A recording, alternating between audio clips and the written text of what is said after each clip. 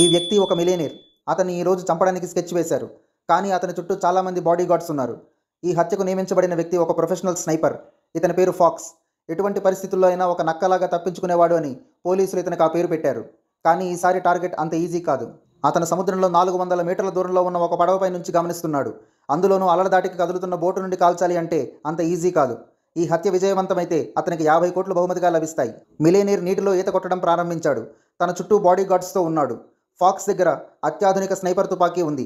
కానీ millionaire security ఆ ప్రాంతం మొత్తం డేగలాగా కన్నువేస్తున్నారు. ఒక్కసారిగా ఒక వాటర్ బైక్పై బాడీగార్డ్ ప్రత్యక్షమయ్యాడు. ఫాక్స్ ముందు అతన్ని లేపేసే పరిస్థితి ఏర్పడింది. వాటర్ బైక్పై ఉన్న బాడీగార్డ్ అనుమానంతో అటు ఇటు కదులుతూ కొంత దూరం రాగలిగాడు. కానీ ఫాక్స్ మంచి స్నైపరే కాబట్టి అతన్ని మట్టుపెట్టాడు. ఇప్పుడు ఫాక్స్ దగ్గర 2 బుల్లెట్లు మాత్రమే ఉన్నాయి. కాబట్టి అతను వేగంగా పనిచేయాల్సి ఉంది. కానీ అప్పుడే గాల్లోకి ఒక డ్రోన్ కనిపించింది. ఈ విషయం అతనికి ముందే తెలుసు. అందుకే అతను డ్రోన్ జామర్ తన వెంట తెచ్చాడు. సిగ్నల్ కట్ అయింది. వెంటనే డ్రోన్ కిందకి పడిపోయింది.